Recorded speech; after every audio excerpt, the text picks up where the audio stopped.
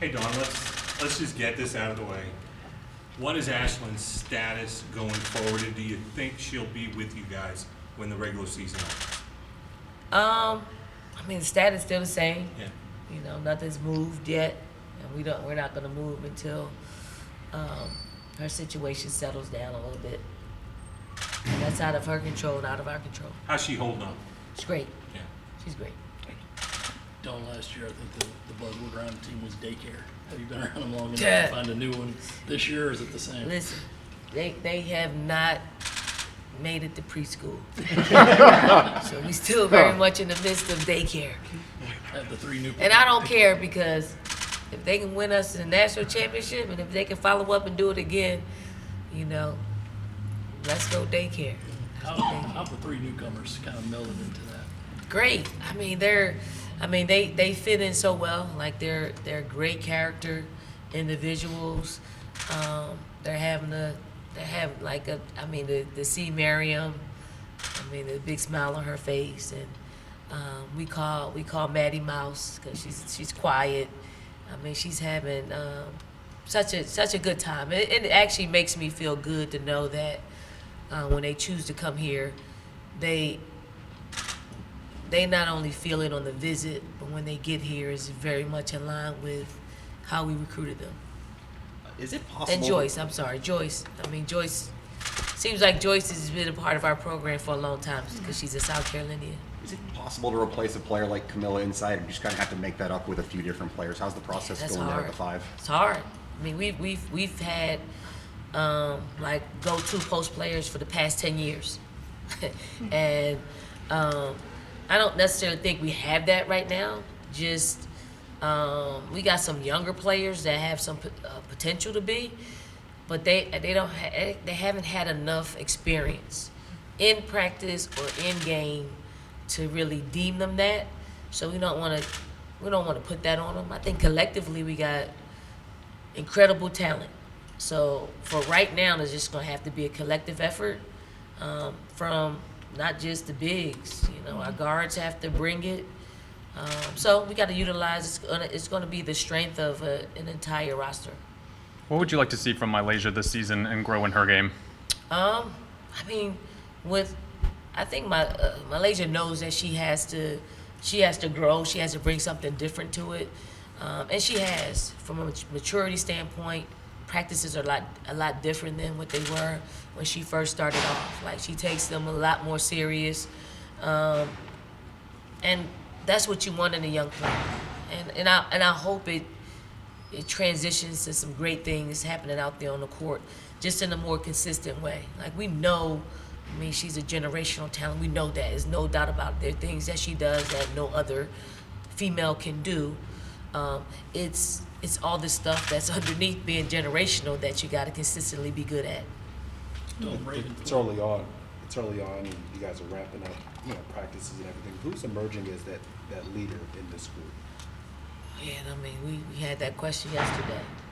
It's hard. Like, I don't think anybody really wants to step into that role. But it's going to come from a lot of different places. Fagan's doing a lot of talking.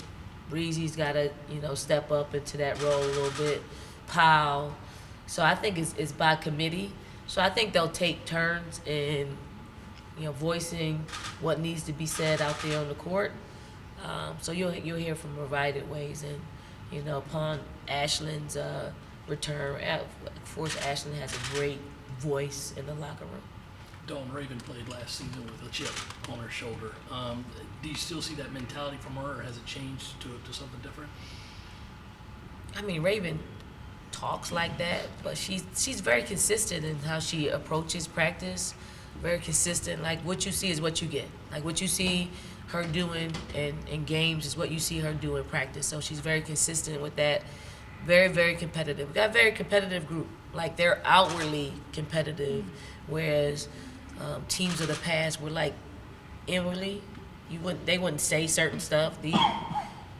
This group of players they're unafraid. So I cringe sometimes with some of the stuff that they say, but they believe in each other and they believe in themselves.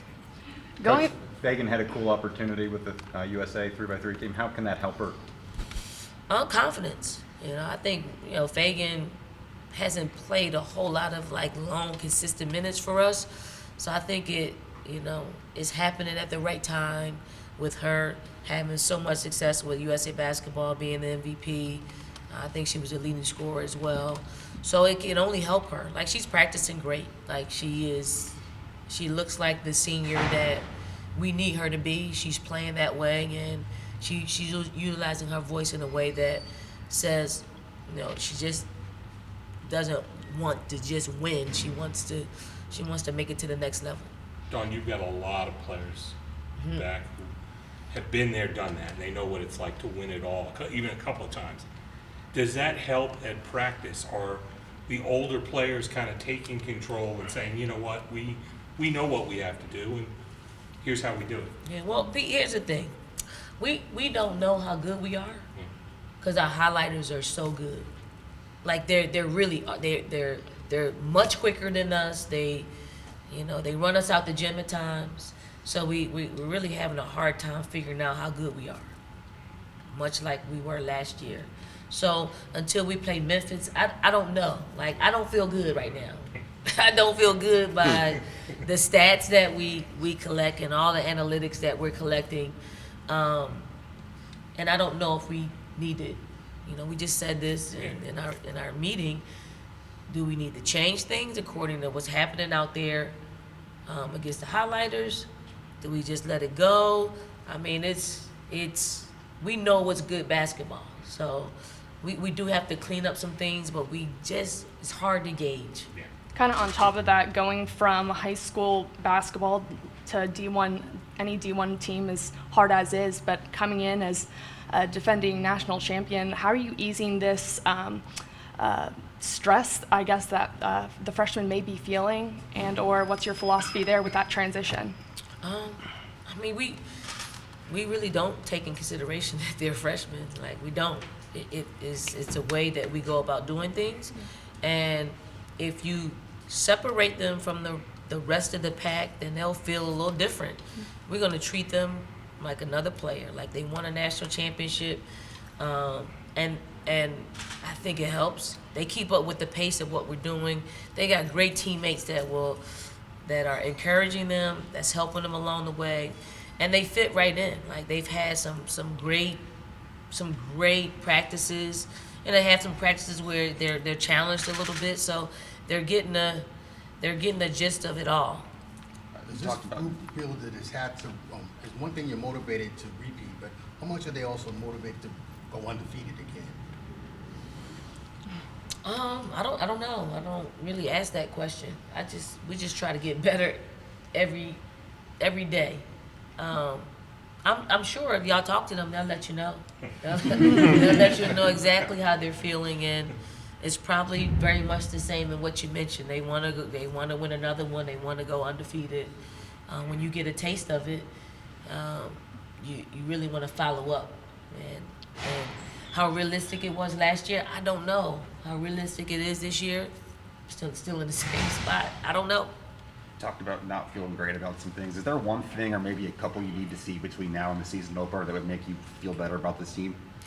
I mean, I want us to play better. I want us to make better decisions. I want us to probably get mad that they're getting beat. Like, get mad at the highlighters and take that up to another level.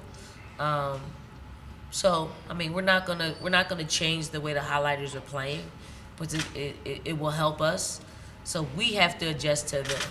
We have to figure out how we can consistently beat them. Like, we beat them every so often, but not enough to make us feel real good about what we're doing, and that's not a bad thing. Don, you had a very busy off-season. A lot of travel, the Olympics, red carpet events, the White House, and it seemed like I'd be watching TV, you'd be on every channel with commercials and everything. Was that exhausting, and maybe were you looking forward to get back to practice and like maybe catch your breath because it's just a regular grind? I mean, it seemed exhausting, but it wasn't. Like, when you're enjoying something, you know, it's not tiring. I just kind of decompressed. That was my way of decompressing. And I experienced a lot in this off season. Enjoyed it. I compartmentalized and enjoyed myself. And then, now we're back. We're back into the swing of things. And this really is my happy place, is to be in practice and getting our team to where it needs to be, to where we can continue to make our fans happy and proud. Don, you said they'll let you know, the players. I'm curious, is the identity of this team, are they going to play with the swagger that they know they're good? And if so, how do you balance that? Did they play with a swagger like they were good last year? Did they? I don't think they're going to sway too far from them. Like it's a new way. Like it's a new way for me as a coach, because I'm probably more traditional. Hey, let's prep, and they're like, okay, we're prepping, but we're having fun along with it. So yes, they're gonna be the same. Like they're opening me up to a new way of just coaching, like accepting certain things. Like it's their identity. That's who they are. I'm not gonna change who they are. I mean, you ain't gonna win that. Like I know when to cut my losses. I'm not gonna win that part of it. So I'm just gonna enjoy it with them. Like I will enjoy it probably a lot better with them this year, because I know them a little bit more. I know they are, despite them having fun and talking a whole lot and TikToking, I know they're grasping the information that they need in order for us to compete at a high level every game. Going back to the White House, that was such a cool experience for your team. What do you hope that your players got out of that experience as a group? I think the fruits of their labor. Just appreciating it, understanding it. This is what happens when you do something a little bit different than everybody else in basketball.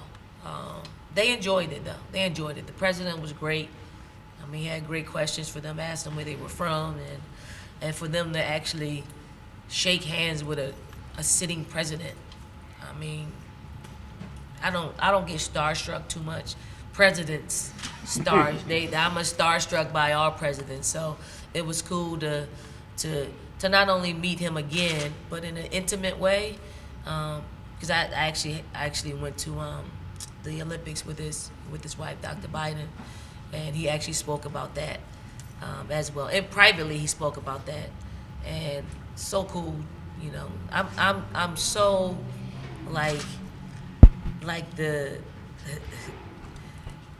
recall, the information that they have, and then they make you feel like you're the only person in the world that matters in that moment. I know I did it, but he made me feel that way. So that was cool. Still kind of strange to have an exhibition game this early, October 15th. I think you guys owed Memphis a game, so how did that break down with them deciding to make it an exhibition this early? One, we really didn't have any room to return, to Memphis, and this coaching staff was so kind enough to agree. It's an opportunity it's a NIL game for us. It's an opportunity for us to just create a revenue source in that space, but also to represent the sponsor, which is St. Jude. I am I still receive. I just got a St. Jude envelope in the mail, because I've given to St. Jude's, but to do it in this way, to do the hospital visits, to meet the people behind that take care of families and children in need is quite remarkable, and one that I want our players to experience. So it can only fit in that space. But we've been practicing since we got back in last month. Is everyone healthy to start the year? Everyone's healthy, yes. Mm-hmm. Last year, Good question. Last year, you guys kind of dubbed it the revenge tour. This is the Not me. Not You got to talk to the tourists. That's them. Raven in particular. Yeah. Does the preseason mindset change at all when you're somewhat of the underdog versus the one that's being chased? Yeah, it does. It does. Well, not for us in our preparation, Maybe for the players and their psyches, I don't really ask that questions. I don't want to know. I just want to get down to the meat and potatoes of what we do. Yeah. All the other peripheral stuff, I could care less. I don't care if we're number 1. I don't care if we're number 10. It means nothing. Like today, it means nothing. What I do care about is if we're number 1 at the end of the season. Looking behind you, A'ja Wilson's name is there, a 3-time WNBA MVP already. Can you put into words what she's doing right now in the league? Yeah, she's the best player in the world. I mean, quite simply. And it's it's great to see her actually impose her will on everything that is her opposition. It's not often that you see great players get better. Like, it's not often. Only the 1%ers really get better in their greatness. I mean, probably a lot to do with it was, her not winning MVP last year. So that's a one way to move it, and to do it in a unanimous fashion is such an A'ja Wilson type of thing to do. So happy for her. I want the Final Four of the WNBA to have as many Gamecocks as possible. Any last things for Coach before we let go? Thank you, everyone. Thank you.